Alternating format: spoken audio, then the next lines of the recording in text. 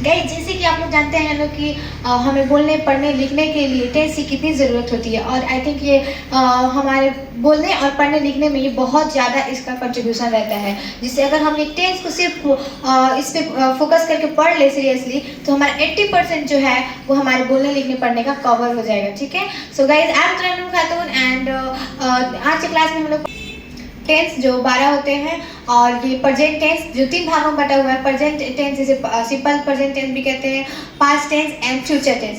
Present tense जो भी वर्तमान में चल रहा है, पास्ट टेंस जो बीत चुका है, फ्यूचर टेंस जो आने वाला है। ओके, सो ये एक प्रेजेंट टेंस के 4 कॉम्पोनेंट्स, इसमें 4 आते हैं। जो पास्ट है उसमें 4 हैं, और फ्यूचर है तो 4। तो ये जो है सभी है वो टोटल 12 होते हैं। ओके, सो आज हम लोग पढ़ेंगे लोग present indefinite, it mean simple present tense. So first of all हम जानेंगे लोग इसका पहचान। ओके, सो जिस भी हिंदी क्रिया के अंत में ता है, ती है, ते है, ताहू, तीहू, तेहू आए, उसे प्रेजेंट इंडेफिनिट टेंस कहते हैं। गाइस, जैसे कि मैं अभी बताई हूँ आपको, जिस भी हिंदी क्रिया के अंत में ता है, ती है, ते है, ताहू, तीहू, तेहू आए, उसे प्रेजेंट इंडेफिनिट टेंस कहते हैं। इसे अगर ये आता है जिस भी हिंदी क्रिया के अंत में, तो हम वो कहेंगे कि वो प्रेजेंट इंडेफिनिट टेंस है। ओके, नेक्स्ट है यहाँ पे हेल्पिंग वर्ब आई। यहाँ पे हेल्पिंग वर्ब में हमारा हेल्पिंग वर्ब में 2 हेल्पिंग वर्ब यूज होगा, डू या डॉज। फिर यहाँ पे आता है कि डू किसके साथ यूज करेंगे, डॉज किसके साथ यूज करेंगे। तो यहाँ पे हो गया डू हम लोग आई, वी, यू, दे तथा मोर देन 1 नाम, जैसे एक से अधिक नाम के साथ, जैसे कि राम, सीता, मैं, जैसे कि कोई 2 लड़की का नाम हो गया, यानी एक से अधिक नाम। ठीक है, और नेक्स्ट है डॉज। नेक्स्ट हेल्पिंग वर्ब है हमारा डॉज, जो ही, सी, इट तथा 1 नेम, जिसमें सिर्फ एक नाम हो, जैसे कि रानी पढ़ती है, रानी लिखती है, सीता गाती है, वैसे। ठीक है, तो यहाँ पे ही, सी, इट तथा एक नाम आए तो उसके साथ हम लोग डॉज का यूज करेंगे लोग। ओके, सो नेक्स्ट है हमारा main verb. Okay, so next हमारा है मेन वर्ब, मुख्य क्रिया, जिसमें हम भी वन का यूज करेंगे लोग अलॉन्ग विथ। यहाँ पे एक और कंडीशन होता है कि एस या ईएस का यूज करते हैं लोग, लेकिन किस में, अफर्मेटिव में हम लोग एस या ईएस का यूज होता है। बाकी सिर्फ अफर्मेटिव को छोड़कर 5वें structure negative, interrogative, negative, WH family negative के साथ नो एस नो ईएस का यूज, सिर्फ V1 का यूज। ठीक है, सिर्फ एस अफर्मेटिव ही होता है जिसमें हम लोग एस या ईएस का यूज करेंगे लोग। फिर यहाँ पे हम लोग एस किसके साथ यूज करेंगे लोग और ईएस किसके साथ, तो आइए यहाँ पे देखेंगे यूज ऑफ ईएस। ओके, जब सब्जेक्ट ही, सी, इट तथा 1 नेम हो उसमें लगने वाला वर्ब का अंतिम अक्षर S, double S, S H, C X, X O तथा जेड हो तो ईएस लगेगा। जैसे कि यहाँ पे है हमारा जो सब्जेक्ट हो वो हो ही, सी, इट तथा 1 नेम, ही, सी, इट तथा 1 नेम हो, और उसमें लगने वाला जो वर्ब हो, जैसे कि खाना, पढ़ना, लिखना, दौड़ना, जो भी वर्ब हो, उसका जो लास्ट लेटर हो, अंतिम जो अक्षर हो, उसमें एस हो, डबल एस हो, एस एच हो, सी एच हो, एक्स हो, ओ हो तथा जेड हो, तो उसमें हम लोग ईएस का यूज करेंगे। क्या चीज का यूज करेंगे, ईएस का यूज करेंगे। ओके, सो नेक्स्ट है हमारा यूज ऑफ एस।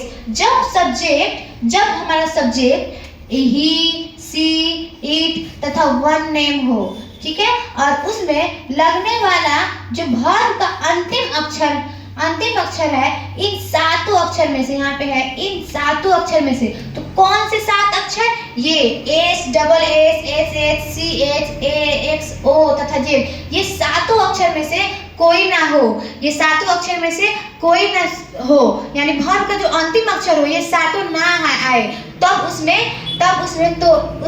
एस का लगेगा, यानी उसमें एस का यूज करेंगे, ईएस का यूज नहीं करेंगे, एस का यूज करेंगे। ठीक है, सो फिर एक और यहाँ पे है यूज ऑफ नो एस और ईएस। कहाँ एस नहीं लगेगा और कहाँ एस, यानी नो एस या ईएस का कोई झंझट ही नहीं, इसका कोई उपयोग ही नहीं। ओके, सो जब सब्जेक्ट आई, यू, वी, दे तथा एक से अधिक नाम हो, ओके, एक से अधिक नाम हो, तो उसमें no S no E S, ठीक है, उसमें एस भी नहीं लगेगा और ई एस भी नहीं लगेगा। जब हमारा सब्जेक्ट ये आई वी यू दे तथा एक से अधिक नाम हो और हमारा जो सेंटेंस है, जो हमारा सेंटेंस है वो अफर्मेटिव हो, तब उसमें no S no E S लगेगा, ठीक है। यहाँ पे जैसे नोट में है, एस या ई एस का प्रयोग सिर्फ और सिर्फ अफर्मेटिव में होता है। एस और ई एस का प्रयोग सिर्फ और सिर्फ अफर्मेटिव में ही होता है, ठीक है। आइए हम एग्जाम्पल लेकर बनाते हैं। यहाँ पे अफर्मेटिव का एग्जाम्पल लिए हैं लोग, मैं बाजार जाती हूँ, मैं बाजार जाती हूँ। I go to market, I go to market. यहाँ पे आ गया हमारा सब्जेक्ट मैं और बाजार जाती हूँ, तो यहाँ पे हेल्पिंग वर्ब का नो यूज, तो यहाँ पे गो, यहाँ पे हेल्पिंग वर्ब का नो यूज रहेगा और यहाँ पे जो हमारा मेन वर्ब रहेगा वो हो जाएगा जाना, जाना का होता है गो। और क्योंकि ये सब्जेक्ट हमारा आई है, यहाँ पे आई यू वी दे तथा एक से अधिक नाम आए तो नो एस और नो ई एस, तो हमारा यहाँ पे सब्जेक्ट आई है, तो इसमें हम लोग एस या ई एस का यूज नहीं करेंगे लोग, ठीक है। तो आई गो टू मार्केट, ठीक है। नेक्स्ट है हमारा निगेटिव सेंटेंस, ठीक है। यहाँ पे है मैं बाजार नहीं जाती हूँ, मैं बाजार नहीं जाती हूँ। तो मैं बताई हूँ कि हेल्पिंग वर्ब का यूज नहीं होता है अफर्मेटिव सेंटेंस में, बाकी अफर्मेटिव को छोड़कर पांचों स्ट्रक्चर में होता है। तो ये हमारा है निगेटिव स्ट्रक्चर जिसमें हम लोग हेल्पिंग वर्ब का यूज करेंगे, ठीक है। तो यहाँ पे है मैं बाजार नहीं जाती हूँ, तो हमारा सब्जेक्ट हो गया मैं का होता है आई वी यू दे और एक से अधिक नाम के साथ आई वी यू दे और एक से अधिक नाम के साथ डू का यूज होता है। जैसे कि मैं यहाँ पे आपको बताई हूँ, हेल्पिंग वर्ब डू का यूज करेंगे आई वी यू दे तथा मोर दैन वन नेम के साथ डू का यूज करेंगे लोग। तो आई डू और नॉट हमेशा 3 नंबर पे, तो I do not go to market, I do not go to market, okay. फिर यहाँ पे हम लोग लेते हैं लोग, यहाँ पे एक वह मुझे नहीं, यहाँ पे एक और है वह मुझे पढ़ाती, वह मुझे पढ़ाती है, वह मुझे पढ़ाती है। तो यहाँ पे हमारा जो सब्जेक्ट है वो है वह और इसमें वह का इंग्लिश होता है सी, ठीक है, सी। तो जैसे कि यहाँ पे मैं आपको बताई हूँ, जब हमारा सब्जेक्ट ही सी इट तथा वन नेम हो तो उसमें एस या ई एस का यूज होता है और जब उसमें सातों अक्षर हो तब एस का और नहीं हो तो जब सातों अक्षर हो तो ई एस, जब ना हो तो उसमें एस का यूज होता है, ठीक है। तो यहाँ पे देखेंगे हमारा सब्जेक्ट है सी, तो एस और ई एस तो लगना ही है, ठीक है। और उसका वर्ब जो है, यहाँ पे वर्ब जो होगा पढ़ना होगा, यहाँ पे पढ़ाती है तो पढ़ाती का होता है टीच और लास्ट में टी ई ए सी एच, क्या आएगा लास्ट में टी ई ए सी एच। तो यहाँ पे आएंगे देखेंगे हम लोग, यहाँ पे मैं बोली थी 7 अक्षर जिसमें यूज ऑफ ई एस में है कि नहीं, तो हमारा वर्ब, हमारा जो सब्जेक्ट है ही सी इट तथा वन नेम में से सी आ गया सी, ओके। और जो अक्षर है वर्ब का लास्ट अक्षर में से S double S S H, यहाँ पे C H T E S C H आ गया सी एच, तब हम इसमें ई एस का यूज करेंगे, ओके। तो यहाँ पे आते हैं सी, इसमें ई एस लग जाएगा, सी टीचेज, क्या हो जाएगा सी टीचेज। और यहाँ पे है मुझे, तो मुझे का हो जाएगा मी, सी टीचेस मी, सी टीचेस मी, वह मुझे पढ़ाती है, सी टीचेस मी, ठीक है। नेक्स्ट है यहाँ पे वह मुझे नहीं पढ़ाती है, वह मुझे नहीं पढ़ाती है, ओके। तो यहाँ पे हमारा सब्जेक्ट हो गया सी हो गया, ठीक है। और यहाँ पे जैसे कि ये निगेटिव है तो ऑफ कोर्स उसमें एस या ई एस, और एस या ई एस तो नहीं लगेगा, एस या ई एस तो सिर्फ अफर्मेटिव में लगेगा, वो भी जब हमारा सब्जेक्ट ही सी इट तथा वन नेम हो। और क्योंकि ये निगेटिव है तो इसमें डू डॉस का यूज होगा, तो ये सब जो सब्जेक्ट है उसमें ही सी इट में से सी सब्जेक्ट है, ठीक है। तो इसमें डॉस का यूज करेंगे लोग, ठीक है।